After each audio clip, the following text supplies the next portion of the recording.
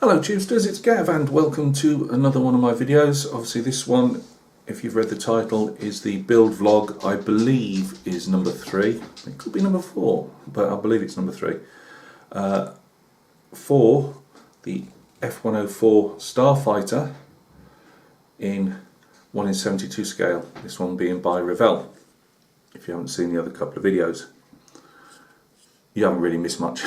But yeah, this is as far as we've got so far. I'll show you better on the bench. It has been a learning curve. As I say, this is a level 4 kit, and probably I should have maybe started off on a level 1 or 2. As you know the background, I love the Starfighter. I had a giant one as a kit. I say giant one as a kid, I should say.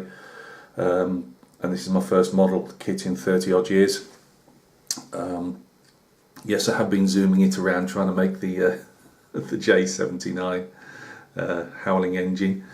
Again, go to my playlists and you'll see different aircraft, and obviously you'll see the Starfighter, and you know, advise you to go and listen to one in real life. They've got a particular sound to them.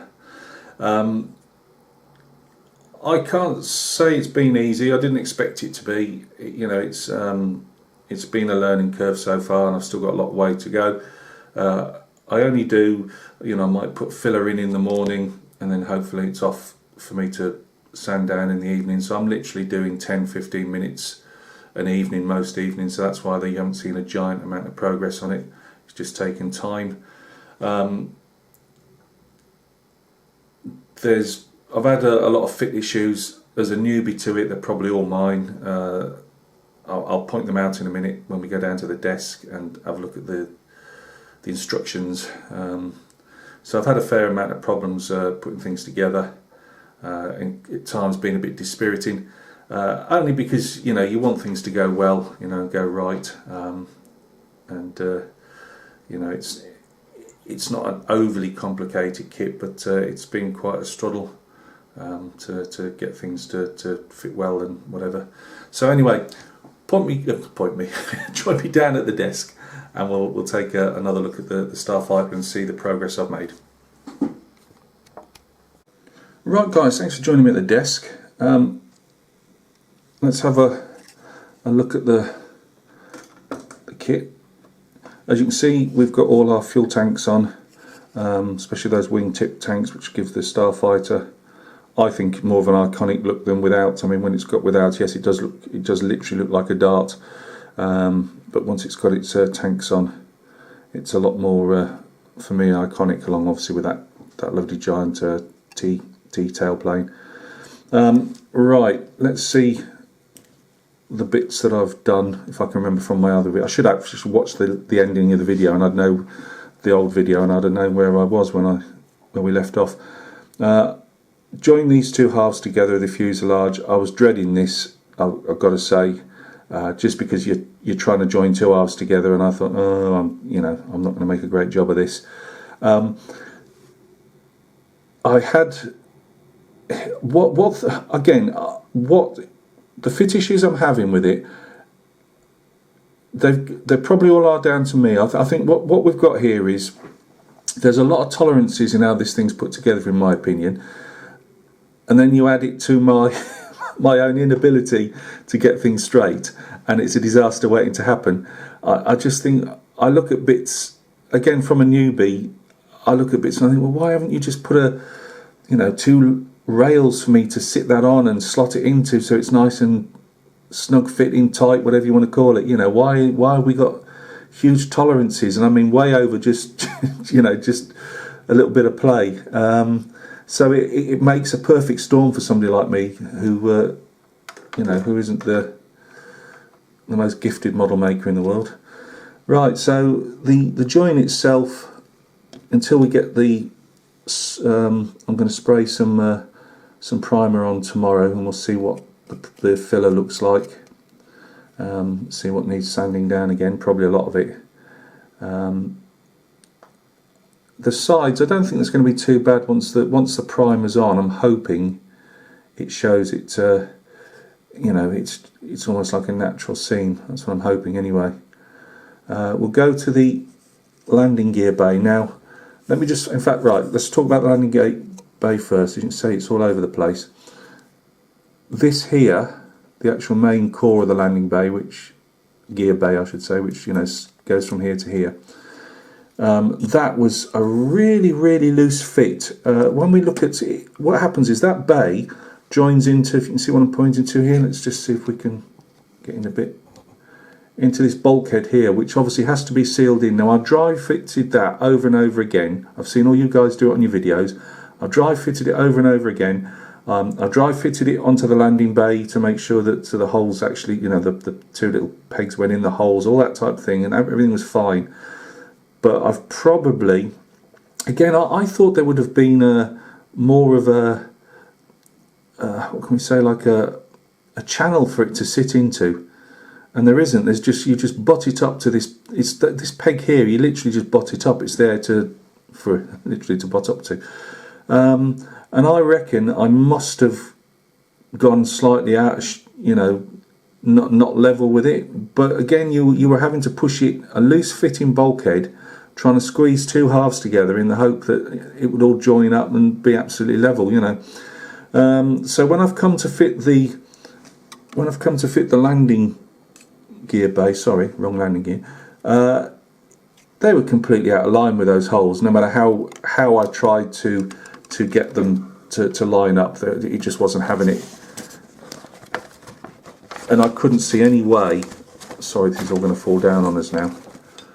Yep, sorry guys. And I've also got soldiers. Obviously I'm a full-time figure painter, and I've got soldiers all over the place, so I'm a bit restricted on what I can space on my bench. But let's just have a look. See, yeah, sorry guys, this should have been thought out better. Right, this here, as you can see, all nice and snug there. Well, I don't think mine obviously was that. No way was mine that upright, whatever you want to call it, level. This landing bay here obviously fits in. The two pegs go in there, and it just sits on top of these two runners here. But there's nothing there whatsoever. You know, it's if you're slightly out like I am with these, the whole thing's out. All it does is sit on here and floats in thin air, really. So I've had to make sure I put, and obviously there's a big gap all the way around. So that was trying, to say the least. I thought even if I try and break open, which I'd already filled all the body, the fuselage in, I thought even if I try and break it all open, which I'll smash everything up probably, I could end up with the same thing again. So I've ended up with, you know, I'm trying to show it warts and all. You can't see in there particularly well, but believe me, you can see right down the base where the landing gear is. There's the two holes you can see on where the red arrows are. So that, sorry guys, let me find something that we can actually hold this up with. Right, that's better. Right, so that was a bit of a nightmare. I didn't know whether I want to weather all these, you know, all this inside so far. I've only hand painted this, as you can see. I didn't want to put metallic through my airbrush because I thought if I can't clean it out properly, I'm going to be putting metallics over the rest of the paint job. So I tried to paint that by hand, and then hoping to make it look better with some oil washes. The flaps, the landing gear doobies, they just sit loosely on the side with two struts, which are there in real life, but in real life the struts are actually they actually meet at the bottom of the undercarriage doors rather than the upper part. And looking at it now, I suppose I could have cut them completely in half and made it more realistic for them to be at the bottom, but by then this whole undercarriage saga was just getting me down, so I put them like that. But unfortunately, because again there wasn't a particular locating hole for me to do it, I've now got the undercarriage doors you know, not level, if you can see, and the same for the smaller ones right next to the gear. They stick onto, these are already onto the these struts, hydraulic struts, are already on the main landing gear. So you literally have to just put those on and hope for the best, really. And again, you know, well, they are probably slightly more level than the other two. So yeah, that was a bit, you know, bit of a letdown. Where else have we got? Well, let's have a look at the other landing gear. But as you know, I've left that huge injector pin in there, which I'm just saying is part of the landing bay gear interior. I actually lost this yoke. That went flying off onto the floor, and it took 2 days to find it, but it did reappear, so that's something. But no, I've not had a great experience so far with this. The fuel tanks, they were something in themselves. Not for putting them together. I mean, hopefully when I clean, you know, I've got a bit of sanding to do on these where I put them onto the wings, the actual the tip tanks, but they went along fine, and the wings themselves, they connected. They had a nice tight snug fit, no problems on that side of it. I tried to get them hopefully at the right angle, which is obviously they go down, but again, being a newbie, let's just see if we can get that out a bit. Sorry guys, I haven't got much room left on the bench again. As I say, at the moment I'm overrun with the figures. Putting the tanks on themselves, I was obviously desperate to get them looking fairly level, and I kept, you know, holding it more or less like this and looking down. Oh, you know, they're looking great. Yeah, that's fine. And it wasn't until I turned the aircraft round and I noticed that these two outer tip tanks aren't particularly level when you look at the fins.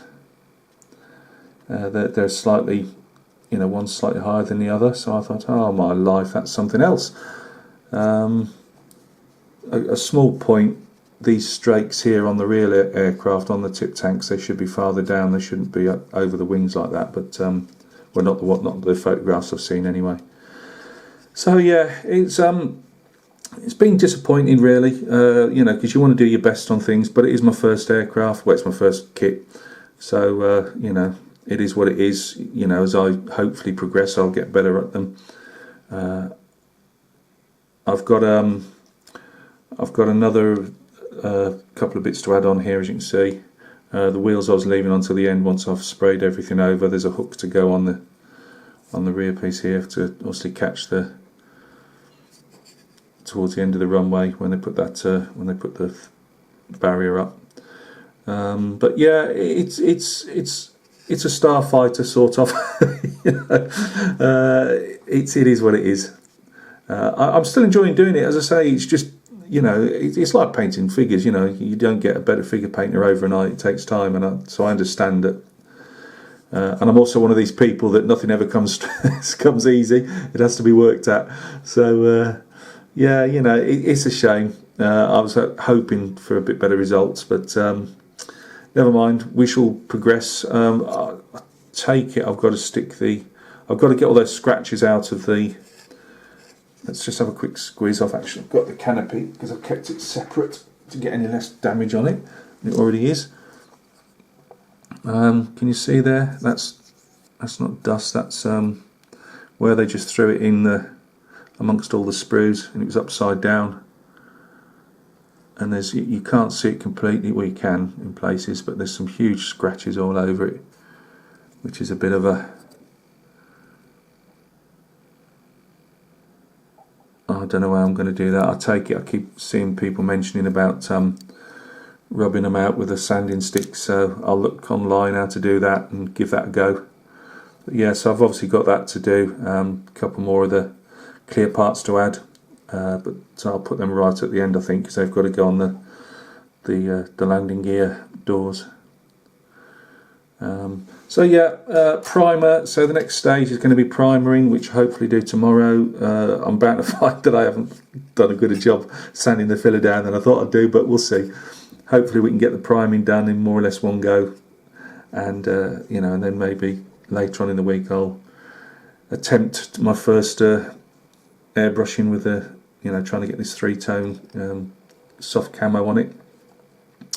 So guys, thank you very much. I'm sorry about the state of the video. It wasn't a great one today. I was just wanted to get this out before I got any further with it. But I have got a desk absolutely full of work-related stuff, so I'm a bit, confined for space. I hope all's going well with your projects, and they're turning out slightly better than my Starfighter. And we will catch each other very, very soon in another video. Cheers.